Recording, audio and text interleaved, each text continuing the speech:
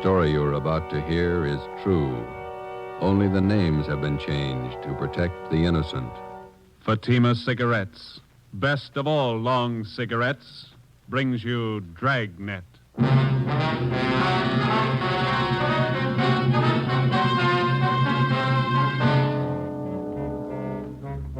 You're a detective sergeant. You're assigned to homicide detail. A notorious hoodlum in your city has been shot to death. A gang war is threatened if his followers seek revenge. Your job, find the killers. If you want a long cigarette, smoke the best of all long cigarettes. Smoke king-size Fatima. Fatima is the long cigarette which contains the finest Turkish and domestic tobaccos superbly blended to make Fatima extra mild. And that's why Fatima has a much different, much better flavor and aroma than any other long cigarette. That's why Fatima has more than doubled its smokers coast to coast. So enjoy Fatima, the best of all long cigarettes. It's wise to smoke extra mild. Fatima. It's wise to smoke extra mild Fatima.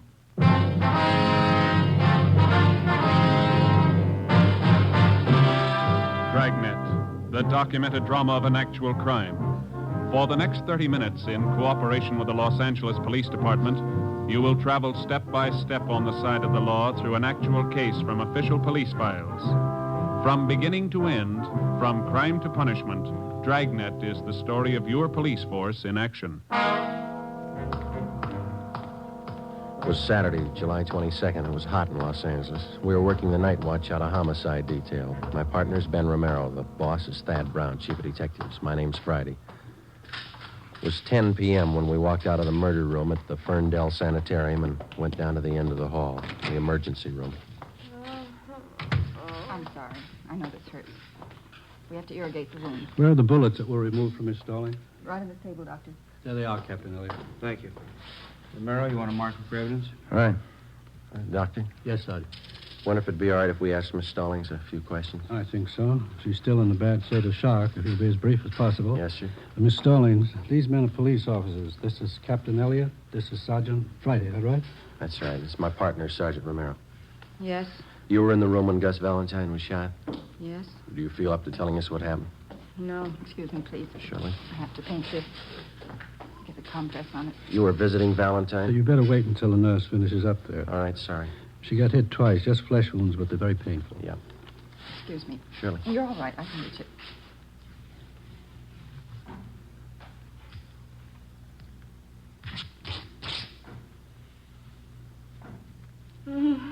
There. All right.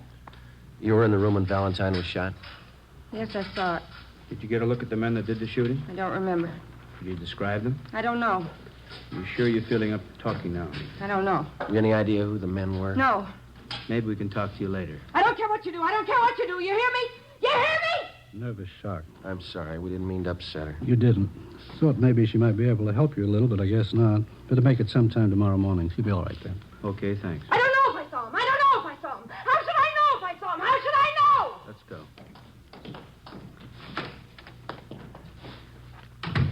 That's too bad. Better have an ambulance move her up to county hospital. I don't think you should try to move her tonight. She needs a rest.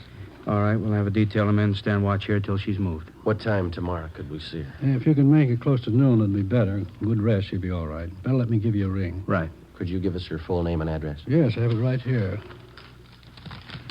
It's Ida Mae Stallings, 837 Downhill Street, Linwood. All right, thank you. Anybody else here in the sanitarium see the shooting? Well, I saw the men. I couldn't describe them, just their backs as they ran down the hall after the shooting. How were they built, do you remember? About average, I'd say. Hard to tell. How are they dressed? Well, one of them was wearing a hat, looked like some kind of summer hat. Straw? No, it was one of those, what am I trying to say? You know the kind. Was it an open weave hat? Oh, very common in the summer. You mean a Panama? Panama, sure, that was it. White. What kind of suits did they have on? I couldn't tell you. I was in my office when I heard the shots. I came out in the corridor. They were just making to the back door. Anyone else see it? Sylvia Proctor, the nurse who was in the room at the time. Why'd they kill her? I don't know. Any of the patients? Is it possible one of them might have seen him? Yes, one of them did see something. Bert Anderson. Like to talk with him? Yes, we would. And down this way. He's in room 38, just down the hall from the shooting. Uh-huh. I should tell you, Mr. Anderson lost his speech about 9 years ago. He uses a child's slate to write on. Why is he here in the sanitarium? He's old, 73, lives on a pension. Except for losing his speech, he's as sharp as a high school boy. Hello, Bert. Sorry to bother you after all the excitement. Yeah, all right. We won't keep you up long. It's after your bedtime. Would you hand me that box of chalk over there? Oh, yeah. Bert, these men are police officers. I want you to tell them what you know about the shooting tonight. I thought you might have seen it. This is Captain Elliott from the Homicide Department. How do you do, Mr. Anderson? And this is Sergeant Friday, is that right? Yes, sir. How are you, sir? And this is Sergeant Romero. How do you do, sir? Well, where were you at the time of the shooting, Mr. Anderson? Sitting in here with the door open, huh? Did you get a good look at the men? What'd they look like? Question mark. I don't think he understands what you want to know. Yes, that's the trouble. Let's put it this way, Mr. Anderson. How many men were there? Let's take one of these two men. Can you describe one of them? That's the way, Captain. That slate's rather small, and he can only get so much on it at a time. He's like all of us. He wants to talk fast, and this is the only way he knows, so we have to make it easy for him. I understand. Built like the captain. Your bill, Skipper. Same man had a thin mustache. That's all I can tell you about him. How about the other man, Mr. Anderson? Can you describe him? Please. What's that second word? I can't make it out. Understand. They were running very fast. Thanks. Yes, we understand. Did you see the other man at all? Fine. What can you tell us about him? All he could see was... man was wearing a hat. A white Panama hat, Mr. Anderson? He says yes. Was there anything peculiar about the way they walked or ran? Did one of them have a limp, for instance? Didn't notice anything. Says he didn't notice anything. Could you tell us anything about the men's faces? If they passed by so quickly, I was worried about the gunshots. Yes, we can understand that, but do you think you could identify them if you ever saw them again? He says he could try. Could Mr. Anderson come downtown if we ever show up? I don't see why not, but gets around fine. Well, he wants to know why they killed Miss Proctor, the nurse. He says she was one of his best friends. We don't know, Mr. Anderson. Says he wishes he could talk. Maybe he could help you more. It's all right, Bert. You talk loud enough.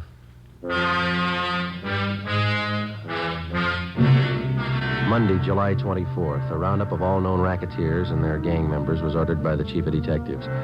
3 show-ups were scheduled, one at 10 a.m., one at 2, and another one at 3 p.m. The witnesses that we had were unable to identify any of the men. The incomplete descriptions we had of the suspects was not enough to help the artist in the crime lab to build a composite picture of the killers. No matter what approach we took, it seemed that we were getting nowhere. The immediate apprehension of the killers was not only important because of their danger to the private citizen, but because of the ever-present threat of an open shooting war between Gus Valentine's followers and members of the murder gang, whoever they were. 3:15 p.m. I got it. Homicide, Romero. Oh, yeah, all right, thanks. Crime lab. They make a run on those slugs you got at the hospital? Yeah, no match. Oh, that's great. How fouled up can it get? Yeah. Hi. Come on, Slow-Mo. I'm with you. Hi, Rambo. Cromwell's message here to call you why. Well, yeah, I better do it right away. Just so the skipper told Stormy and me to work with you guys on the Valentine thing. We can use all the help we can get. Joe, you slide the phone over? Oh, yeah, here you go.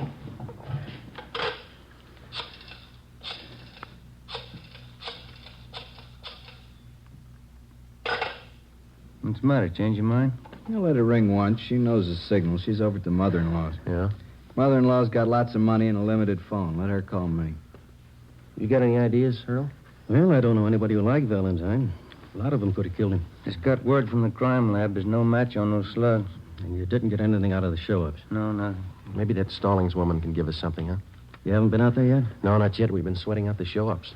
Stormy and I read your reports. Rough go. We had an idea. Yeah? All of Valentine's boys you didn't get around to yet. Who's that? Benny Davis. He was pretty close to him. Thought a lot of him. If anybody figures to take over his interest, it's probably Davis. Well, you think advancement could have been the motive for him? No, he wouldn't kill him. Anyway, he couldn't have. Just got in from Florida this morning. That doesn't mean he couldn't have engineered it. Possible, but I doubt it. Stormy and I know his operation pretty well. Pulled him in on that Patterson killing 6 months ago. Checked back through his record. Never picked up carrying a gun. Well, it doesn't mean he couldn't get one in a hurry. We're not going to guarantee Davis, but I don't think he's your man, Joe. You got a line on him? Lives at the Churchill Arms out in Wilshire, near UCLA. All right, we'll talk to him. What was the name of that girl who was wounded, the one at the sanitarium? Ida Mae Stallings. We'll go out and talk to her if you like. Fine. Who's going to see the Stallings woman at the sanitarium? We are. The doctor just called in from out there. Oh, yeah? Says she got something important to tell us. What do you think? She ran with Valentine. She knew his friends. Yeah? Maybe she knows his enemies. As we planned, Detectives Rombo and Stromwall went out to the Ferndale Sanitarium to talk to Ida Mae Stallings. Ben and I drove out to the Churchill Arms apartments to see Benny Davis, one of Gus Valentine's close friends. He left a message with the desk clerk that he would be at his tailor's most of the day. The clerk gave us the address. It was an exclusive custom shop on Crescent Drive in the heart of Beverly Hills. Franklin Smith Limited. It was one of those places that featured imported Scotch tweeds and fine English woolens.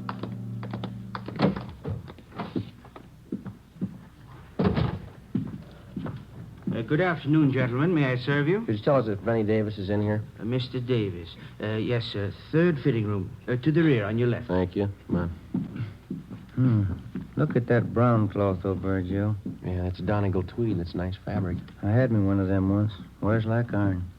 Oh, yes, this blue pinstripe certainly fits a great deal better than the brown one. You turn around. Yes, excellent fit. Yeah, looks fine. I don't know if I like that right shoulder. Looks a little low, Mr. Davis. Excuse me? This fitting room's taken, gentlemen. Benny Davis in here. Yeah, what is it? Wonder if we could see you alone. What about? Confidential. No, Cedric, not like that. Pull the shoulder up. More padding, maybe. Oh, do you think so? I don't know if I agree, Mr. Davis. Well, you can see how it slopes off there. I like a good full shoulder. Well, you've got a good full cut here. Of course, too much padding is going to ruin the line of the jacket. I'd like more padding. Yeah, very well. Number 2 pad on the right shoulder and ease the armholes. Number 2 pad, right shoulder, ease armholes. What is it, income tax? What's the secret? We're police officers. Like to talk to you alone for a minute. All right, be finished in a second. That takes care of this one, Mr. Davis. You want 2-inch cuffs in the trousers? Yeah, on all of them. Cedric, be sure to get these sleeves short enough. I'd like lots of linen to show. Oh, yes, surely. Now, if you'll slip on the green tropical. Okay. I'll take your jacket. Thanks. Hey, want to tell me what it's all about? Rather talk to you alone. Here are the trousers. Okay. Good-looking suit, huh? Fine. Yeah, get all my stuff made here. I'll let Smith here make you a suit sometime. Got a fine suit of clothes. Yeah. Thank you, Mr. Davis. Is your jacket, Mr. Davis? Right. That looks fine. Yes, the trousers are just right. A little fullness in the back of the jacket here. Uh-huh. And take in the center seam. Take in center seam. How much? And trimmed. Here's the back. Raise the back. Shorten the collar. Shorten collar. It looks just fine. That's a nice soft roll of the lapels, isn't it? Yeah, good. All right, Mr. Davis. Now, how about the White Palm Beach? Nice Panama hat. It'd go good with that one. I never wear 'em. I like a coconut palm with a wide puggree band. Wonder if you could hold off the next fitting for a minute. We won't keep you long. All right. Any place around here where it's private? We can use Smith's office. Okay, Frank? Certainly. Go right ahead, gentlemen. Thank you. Which way? Back here.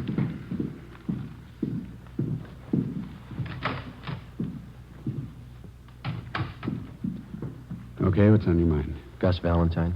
Yeah, that's a tough one to lose. You got any idea who killed him? We're working on it. How do you mean? Just that. Well, that makes us even. There's only one difference. Yeah? We get paid for it. You don't.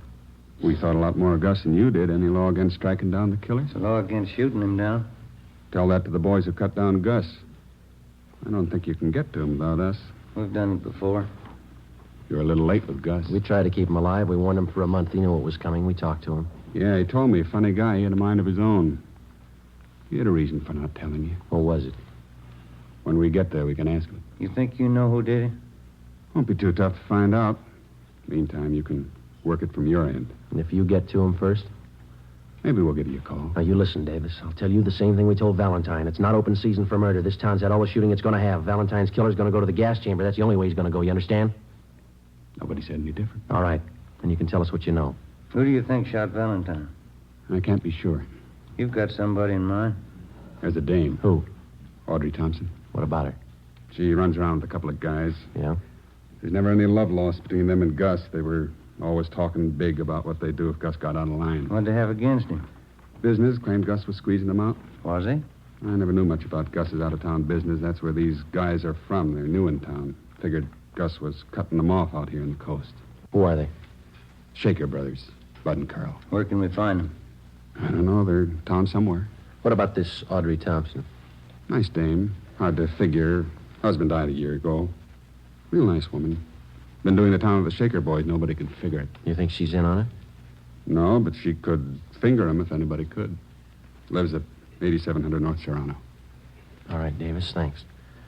What's the new wardrobe for? Going east to catch the new Broadway shows leaving Wednesday. Better hold off for a week, huh? All right.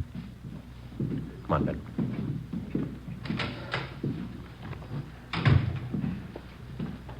Think he's got anything? Could be. We'll run it down. Now, wait a minute. Yeah? Sure do like that brown cloth. It's nice. Yes, gentlemen, may I help you? How long does it take you to make up a suit? Anywhere from 3 days to a week. Uh-huh. You interested in having us make one up for you? Yeah, how do they run? Prices start from $175 and up. This Donegal tweed here makes up for $250. Oh. Well, I guess not, thank you. Wears like iron.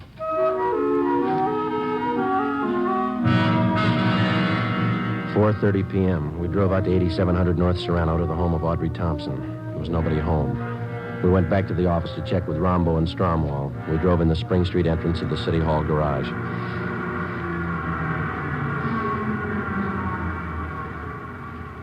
There's Rombo and Strom. They must have just got in. Hey, Rombo. Hi. How'd you make out? Stallings woman tell you anything? Well, we talked to her. Think maybe we got a lead. What's that? Girl around town by the name of Thompson. Audrey Thompson? Yeah, that's right. What'd she say about her? Said if anyone could put the finger on Valentine's killer, the Thompson girl could. Benny Davis told us the same thing. What do you think, Earl? 2 and 2 makes 4. Let's find her.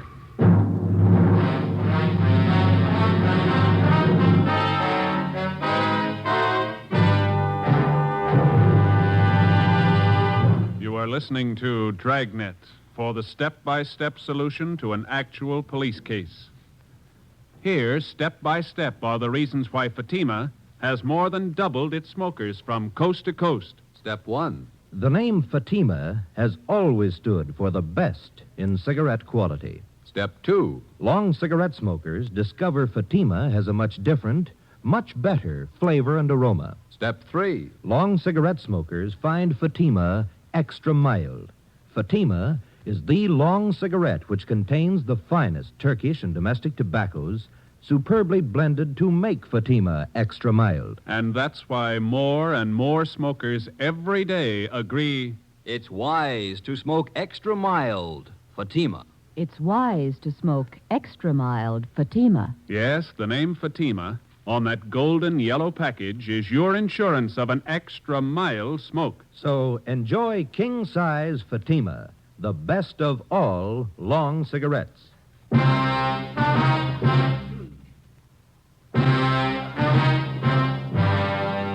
5 o'clock Monday afternoon. We tried for 3 hours to get in touch with Audrey Thompson. A few minutes after 8 p.m., we contacted her landlady. She told us that the Thompson girl was out of town and would be gone for 2 days. She didn't know where she'd gone, but she told us that she would be back. We checked her apartment and found all of her clothing and personal effects. A stakeout was placed at 8700 North Serrano, and then we went back to the office and got out a local broadcast on Audrey Thompson. Tuesday morning, 8 o'clock. Ben and I met with Captain Elliott, Detectives Rombo and Stromwall. You get a line on the Shaker brothers? Located them at the Eagle Towers apartments. Got them under surveillance. I don't think it'd be a good idea to pull them in yet. See what the Thompson girl has to say, then we can move on them. That's what we figured. Pull the packages on them? Yeah, they both got fair records. Been up on 3 raps, 1 conviction, second-degree robbery in Tulsa. That's where they're from. Couple of tough ones, always ready to use a gun. Apparently got a wad of dough somewhere. They've been throwing a lot of money around town. Pick up any rumbles about them? Well, we've been nosing around. We can't get anything on them for sure. They're not known around here. Shown the mug shots of the Shaker brothers to Mr. Anderson at the sanitarium. The doc, too. Yeah. Looks like the guys to them. Everything hinges on the Thompson girl. Check her out? Yeah, she used to be married to a newspaper man, Blaine Thompson. Died last year in an auto accident. No children. Went to high school here in town, local girl. Reputation's good all the way. Why the sudden switch to tough guys? I don't think she knows. You satisfied Davis is leveling with you? Well, if he's not, he did a good job briefing the Stallings woman. They both came up with the same lead, the Thompson girl. We had him in on the Patterson killing. You remember that, Skipper? He cooperated then. That time it was his skin. This time it's not. Well, I laid it out for him. He's been told. How's it feel to you fellas? Pretty quiet around town? Yeah, seems to be. I wouldn't make book on what might happen if we don't wrap this thing up quick. I think after Joe and Ben gave Davis a word, he passed it down along the line. Anyway, there's an outside chance. They just brought in the Thompson girl. Send her in. Right. In here. You just sit there, Miss Thompson. All right. Our detectives Friday, Romero, How do you do? Stromwell, Rambo. How do you do? Guess you're wondering why you've been picked up. Yes, I was rather surprised. I was down at Palm Springs for a few days. I don't often get away. My boss gave me a 2-day holiday. What do you know about the Shaker brothers, Miss Thompson? They're friends of mine. I go out with them. We have reason to believe they might be mixed up in a murder. I don't believe that. What's this all about? The Gus Valentine killing. Do you think they're mixed up in that? How well do you know the Shaker boys? Well, to be truthful, I don't know them at all, really. I met them at a dance. Who introduced you? Nobody. I go to the Brookdale Ballroom every Wednesday night with some of the girls from the office. It's open to the public. Carl Shaker asked me for a dance one night, and that's how I met him. You ought to pick your companions a little more carefully. Both of these men have criminal records. I didn't know that. You've been out with them quite a lot, have you? I've known them a little over a month, yes. They ever said anything that might lead you to believe that they were mixed up in any rackets? No, I never heard anything like that. You're sure you never heard them discuss any business dealings of any kind? Yes, I'm sure. You've been seen in quite a few night spots around Los Angeles with them, is that right? Yes, they always take me to some nice place. You always go alone with them? How do you mean? Which one of them do you go with, Bud or Carl? Well, I never really thought about it. Both of them, I guess. When you go out, they never take another girl along the party. No, just Bud, Carl, and myself. You go to most of the expensive clubs around town, is that right? Yes, like I said, we always go to some nice place. Do you ever wonder where they got the money? Well, they told me they worked for one of the aircraft plants. I thought you told us they didn't discuss their business with you. Well, I didn't consider telling me where they worked was discussing business. Did you consider that an aircraft worker's salary wouldn't even handle the cover charge at most of the places they've been taking you? Well, no, I guess I was having too good a time to question it. You see, Miss Thompson, you could spend a great amount of time with people and not remember things about them. Now, you're sure you've told us everything you know about the Shaker brothers? Yes. All right, that's all. If you find out something you think we should know, we'd appreciate it if you'd give us a call. Well, I won't be knowing anything about them because I'm going to stop seeing them. I didn't know they had criminal records. That's entirely up to you. I think it's only fair to warn you that if you do have any information you're withholding, it liable you to persecution. I understand. And I'm not going out with them anymore. I wouldn't let them know you've talked with us. If they are the men we're looking for, it might put you in danger. I'm not afraid of it. Neither was Gus Valentine. For the next 10 days, Audrey Thompson, along with the Shaker brothers, was kept under close surveillance. It was obvious that she'd either lied to us or changed her mind. She continued going out with them. She was seen in all the important night spots around town. Thursday, August 9th, we met with Captain Elliott. Skipper, maybe we better pull the Thompson girl in again for questioning. Let's hold off for a few more days. I'm afraid if we bring her down here again, the Shaker brothers could get wise. Since she decided to ignore what we told her, they might get rough with her. Why can't we move on them? Shake down their apartment. If we're lucky enough to come up with a murder gun, we can work from there. I don't think so, Joe. The record and only one conviction. I think we'd be playing a long shot. That's the way it looks to me, Earl. Maybe something will break if we can hold out just a few days more. Yeah, being watched awful close. If they try to move in any direction, our men will be with them. Friday. Yeah? Can you step out here for a minute? Right. Excuse me. Sure. Back when you're through. Yes, sir. Yeah? The lady out here to see you. Thanks.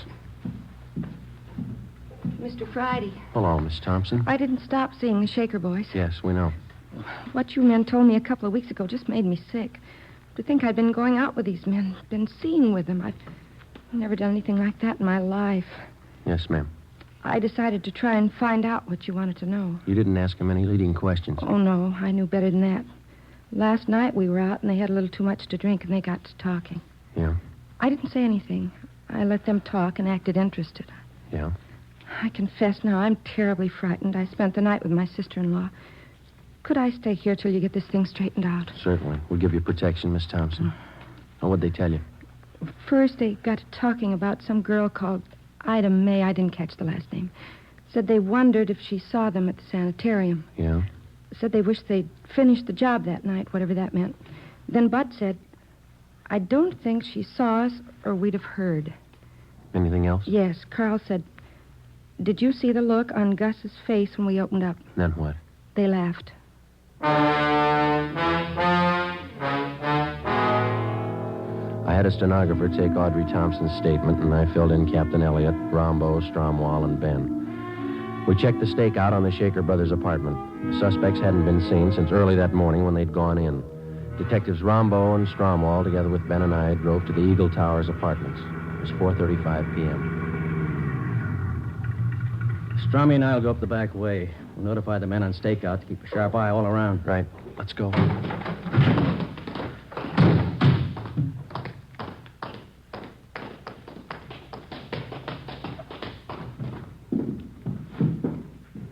Apartment 410 is the top floor. Yeah, let's take the elevator. Yeah.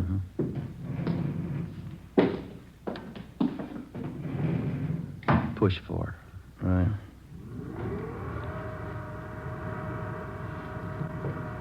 Just thinking. Yeah? That Thompson girl, long on nerve. It's this way. Here it is. Cover me. Yeah.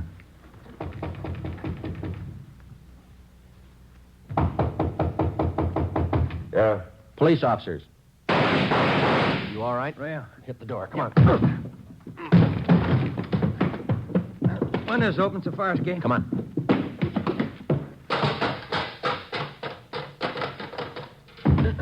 There they go over by the ventilator. Watch it.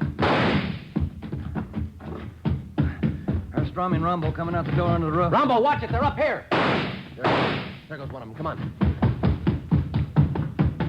All right, hold it right there. I give up. There goes the other one. He's making for that cable house. Stay with this one. I'll get him. All right, Shaker, let's put the gun away. You make a break onto the roof, they'll cut you down. Hold it, Shaker. Ah!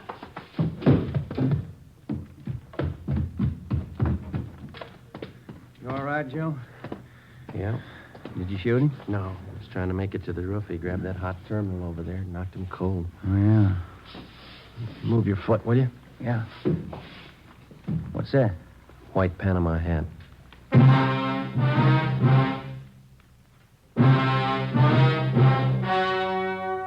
The story you have just heard was true.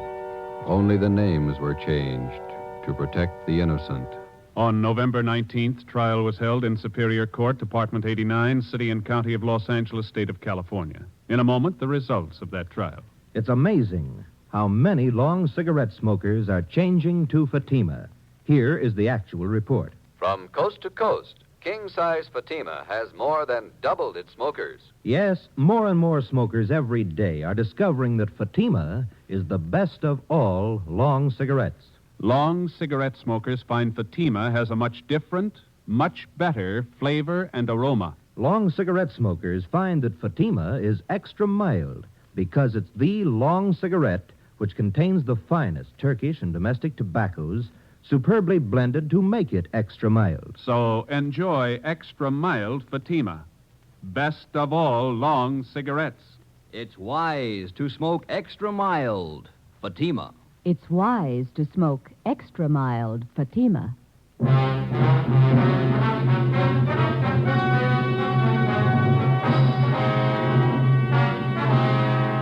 Adolph Bud Shaker and his brother Carl Shaker were tried and convicted of murder in the first degree. On recommendation of the jury, they received life sentences. They are now serving their terms in the state penitentiary. You have just heard Dragnet, authentic cases from official police files. Technical advice for Dragnet comes from the Office of Chief of Police W.A. Wharton, Los Angeles Police Department. Fatima Cigarettes, best of all long cigarettes, has brought you Dragnet from Los Angeles. Tomorrow, hear the Ronald Colemans in the Halls of Ivy on NBC.